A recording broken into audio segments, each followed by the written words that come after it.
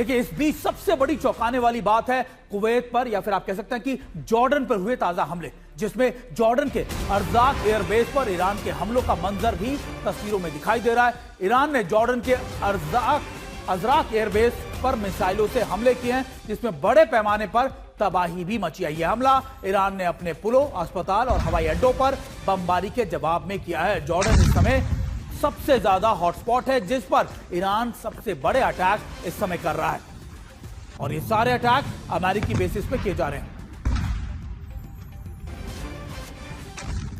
ये तस्वीरें तो आपने देखी, लेकिन अब आपको सैटेलाइट तस्वीरें कुछ दिखाते हैं बड़ी स्क्रीन पर, जो आपको दिखाएंगी कि कैसे अमेरिका के कई बेसिस के ऊपर, खासतौर पे जो उनका मुकफा अल बस बेस है, उस पर किस तरीके से अटैक हुआ। यानी मुकफक अल सॉल्टी एयरबेस पर क्या अटैक हुआ है, यह अब आपको दिखाने की कोशिश कर रहे हैं। पहले कैसा था, यह हैंगर है, दरअसल ये वो हैंगर है जहां पर अमेरिका अपने फाइटर एयरक्राफ्ट को तैनात करता था, और पहले कैसा था और अब पिछले 4-5 दिन में जब अटैक किए गए हैं, अगर आप देखें इन हैंगर्स को पूरी तरीके से बर्बाद कर दिया गया है।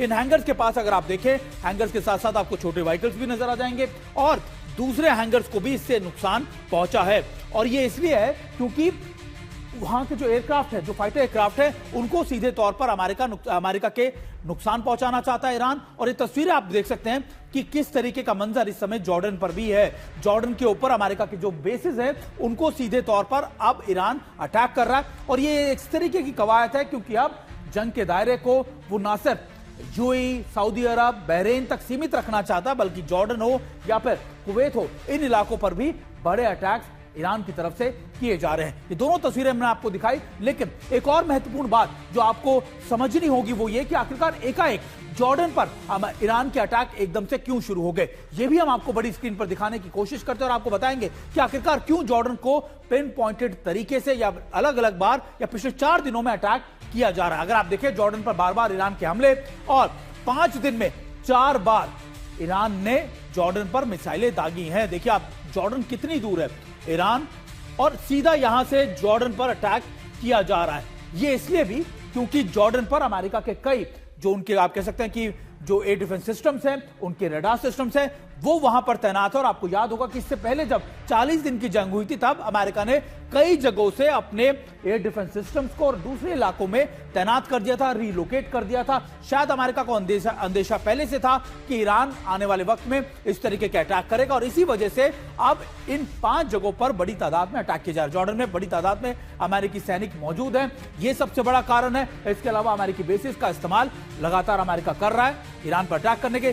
जॉर्डन में अमेरिका का एयर डिफेंस सिस्टम्स भी तैनात किए गए हैं, जिनको रीलोकेट भी अमेरिका ने किया था। अब इसके अलावा क्या बात है, अगर आप देखें, हमने आपको तमाम बड़ी चीजें बताई कि अगर बहरीन, कुवैत के बाद सबसे बड़ा बेस अगर कहीं है तो वो जॉर्डन में है। अमेरिकी सैन्य अड्डों में जो अल सॉल्टी एयर बेस है सबसे अहम है, और इसी बेस के ऊपर सबसे ज्यादा फोकस इस समय ईरान का पहुंचा हुआ है। ईरान का फोकस इस समय इस बेस पर ज्यादा से ज्यादा अमेरिका को नुकसान पहुंचाने का।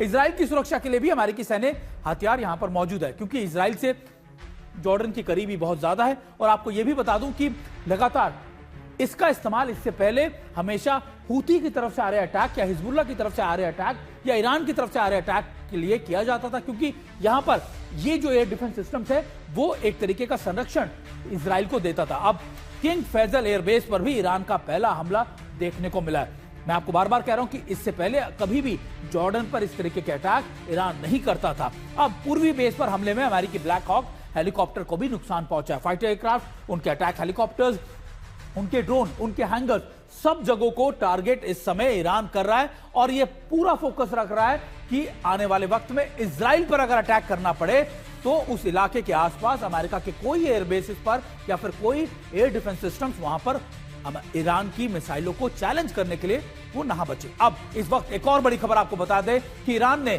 खास तौर पर अमेरिका के MQ-9 ड्रोन को मार गिराया। ईरान का दावा है कि IRGC नेवी ने अमेरिकी सेना के MQ-9 ड्रोन को ध्वस्त कर दिया, जिसके मलबे के इकट्ठा करने की तस्वीरें भी IRGC ने सार्वजनिक की है। दरअसल ये बात लगातार ईरान कहता आया है कि उसने अब तक कई 30 से ज्यादा करीब या 30 के करीब जो MQ-9 ड्रोन्स हैं वो अमेरिका के मार गिराए हैं, और IRGC इस बात का वीडियो भी लगातार सार्वजनिक करता है, और ऐसी ही तस्वीरें एक बार फिर से ईरान की तरफ से जारी की गई है।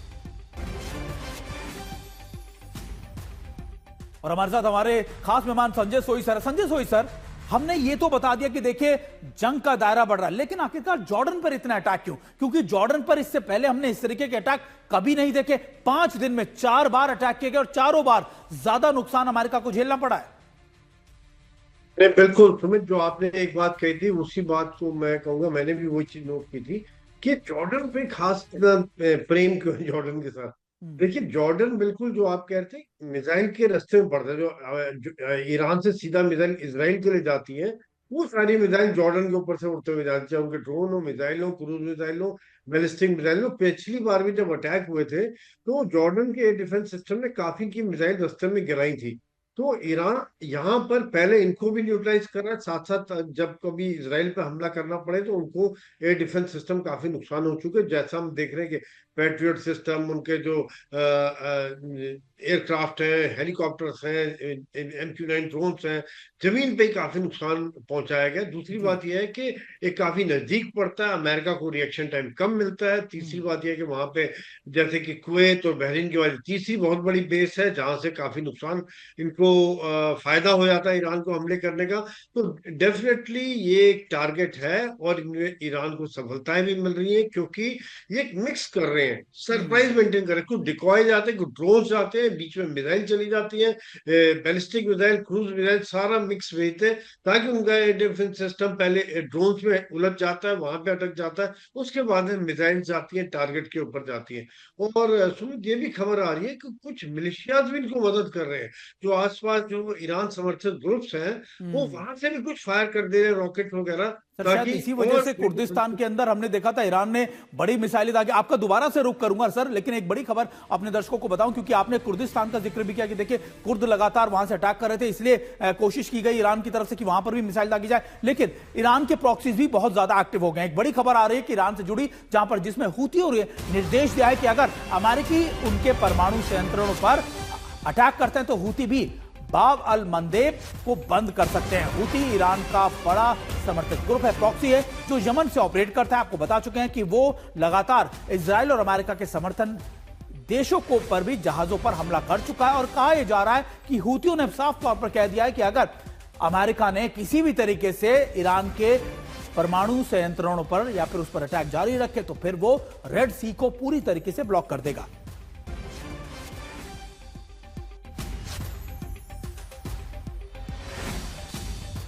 यानी स्ट्रेट ऑफ हॉर्मूज के बाद अब एक और बड़ी चुनौती दुनिया के सामने खड़ी होने वाली है, वो है रेड सी। अब आपको बड़ी स्क्रीन पर ले चलते हैं और दिखाने की कोशिश करते हैं कि आखिरकार बाब अल मंदेब इतना अहम क्यों है, क्यों पूरी दुनिया के लिए ये इतना खास है, और आखिरकार अगर ऐसा हुआ तो फिर कैसी दिक्कतें बढ़ जाएंगी। सबसे पहले आप बताइए क्या खास बातें हैं। दरअसल बाब अल मंदेब की बात करें, दुनिया के 10 से 12% तेल और प्राकृतिक गैस इसी से शिफ्ट किया जाता है। सबसे पहले मैं आपको दिखाता हूं कि आखिरकार है कहां। यह है रेड सी का इलाका, यह है बाब अल मंदेब। और अगर आप ऊपर जाते हैं वो है स्ट्रेट ऑफ हॉर्मूज। यानी अगर आप देखें ये 2 रूट हैं जहां से लगातार मिडिल ईस्ट के देशों में या फिर आगे की तरफ यूरोप की तरफ साजो सामान या चीजें, तेल और गैस, नेचुरल गैस आगे बढ़ती थी। यह भी एक तरीके का स्ट्रेट ऑफ हॉर्मूज की तरह ही छोटा सा गलियारा है जहां पर हूथियों का बहुत ज्यादा प्रभाव रहता है। अब हूथी की तरफ से कहा गया है कि बाब अल मंदेब को वो बंद कर देंगे, यानी पहले से स्ट्रेट ऑफ हॉर्मूज डिस्टर्ब है और अब उसके बाद स्ट्रेट ऑफ हॉर्मूज के बाद अब बाब अल मंदेब यहां पर रुक जाएगा। और अगर ऐसा होता है तो फिर शिप्स को घूम कर जाना पड़ेगा नीचे की तरफ से यूरोप, जिसमें टाइम और पैसा दोनों ज्यादा लगेंगे। अब दूसरा बड़ा कारण क्या है, भारत, चीन और एशिया देशों का यूरोप से व्यापार, मुक्त व्यापार का जो सपना है या फिर उस पर दखल पड़ेगा और यूरोप से व्यापार का मुख्य मार्ग यही है।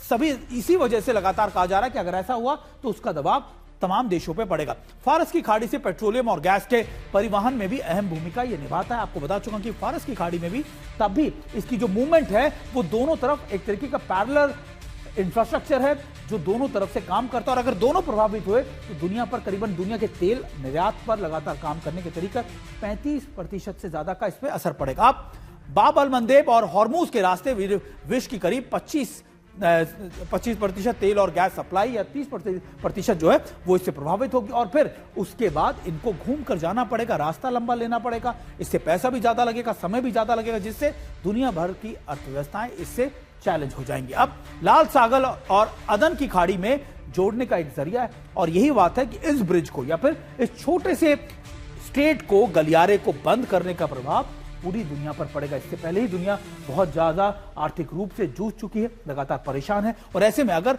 लाल सागर बंद हो जाएगा तो फिर इसका प्रभाव और ज्यादा दुनिया पर पड़ेगा। ये हमने आपको तमाम बड़ी बातें बताई और ये भी बताने की कोशिश की कि आखिरकार किस तरीके से ये चीजें बदलती जा रही हैं। और हमारे साथ संजय सोई सर भी हैं। संजय सोई सर, ये बात तो हम तय मान रहे थे कि देखिए हूती हमेशा से ईरान के साथ में ही खड़े हैं, लेकिन अगर अमेरिका नहीं रुका, अगर अमेरिका इसी तरीके से काम करता रहा तो एक तरफ स्ट्रेट ऑफ हॉर्मुज का चैलेंज, दूसरी तरफ रेड सी का चैलेंज, और ये दोनों चैलेंज सिर्फ अमेरिका के लिए नहीं होंगे, सीधे तौर पर भारत जैसे देशों के लिए या दूसरे देशों के लिए एक बड़ी चुनौती के तौर पर खड़े हो जाएंगे।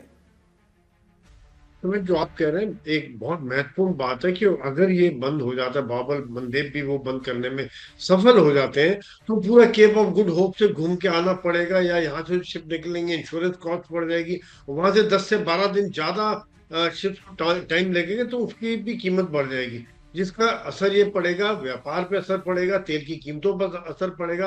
और पहले स्ट्रेट ऑफ हॉर्मुज बंद होने से तेल की सप्लाई बाधित है, उसके बाद में बाब अल मंदेब भी बंद होने से एक 25% अगर तेल पे असर पड़ता है, तो दुनिया में अभी देखिए $73 से $83 से ज्यादा कीमत आ चुकी है। ये वापस दोबारा लग रहा है मुझे, अगर इस तरह चला तो $110 पे दोबारा चली जाएगी। और इसका असर तुम्हें खाली Bharat, China, Japan, south east Asia के देशों पर ही नहीं पड़ेगा, इसके अलावा जो गल्फ के देश है, जो जिनकी इकोनॉमी तेल पर चल रही है, उनके ऊपर भी असर पड़ेगा। सर एक बात बताइए, मैं आपसे जानने की कोशिश कर रहा था क्योंकि हम आपसे, मेरा पहले भी डिस्कशन हुआ था कि ये अमेरिका के लिए करना नामुमकिन है जब तक उसकी ग्राउंड फोर्सेस मूव नहीं करती, लेकिन उसके लिए भी बड़ा चैलेंज है। अगर ग्राउंड फोर्सेस मूव करेंगी तो कहां जाएंगी, किसको बेस बनाएगी, उसके फाइटर एयरक्राफ्ट हो या फिर उसके आप कह सकते हैं कि जो एयरक्राफ्ट कैरियर वो कहां से मूव करेंगे। क्या कोई पॉसिबिलिटी आपको नजर आती है कि अमेरिका सच में अपनी ग्राउंड फोर्सेस की मूवमेंट कर सकता है, चाहे वो खार्क द्वीप हो या दूसरे द्वीप हो, बंदर अब्बास का इलाका, क्या उसके पास ऐसी स्पेशलाइजेशन है, ऐसी क्षमता है कि वो ऐसा कर सकता है? तो मैं जो आपने एक दो बातें बोली ना बीच में, बिल्कुल वो नहीं बातों को मैं कह रहा हूँ, रिपीट करूंगा, नहीं है। क्योंकि आप देखिए ये नैरो पैसेजेस हैं, यहाँ पर अगर इनके एयरक्राफ्ट कैरियर या ग्राउंड लैंडिंग ट्रूप जाते हैं तो एक टारगेट बन जाते हैं ईरान की मिसाइल, ड्रोन्स और उनके रॉकेट्स के, आर्टिलरी के, एंटी शिप मिसाइल्स के। दूसरी बात यह है कि अगर वो जमीन पर ऑपरेशन करते तो कहाँ करेंगे। एक टारगेट दिखता है बार बार जिसका नाम आता है खर्ग आइलैंड, जिसका भी आपने जिक्र किया था, जो एक काफी वल्नरेबल होता है, लेकिन वहां पर भी ईरान ने काफी हद तक तैयारियां की है, माइंस लगा दिए, जी ट्रूप्स बढ़ा दिए वहां पे, anti ship missile, anti aircraft missile काफी ज्यादा डिप्लॉयमेंट कर दिया। अगर वहां पर भी करते हैं तो भी एक बहुत बड़ा चैलेंज रहेगा। और साथ में अगर उनका न्यूक्लियर फैसिलिटी के लिए जो टारगेट्स हैं, वहां के लिए तो बहुत ही मुश्किल है कि वहां पे वो ग्राउंड ट्रूप्स करें। तो मुझे लगता नहीं कि अमेरिका इस समय में ग्राउंड ट्रूप्स के मूड में है। वो पूरा हवाई, रॉकेट और मिसाइल के द्वारा ही वो इस समय में बल्कि नुकसान को आप कह सकते करने हैं कि की। सर एयर डोमिनेंस को दोबारा से स्टैब्लिश करना,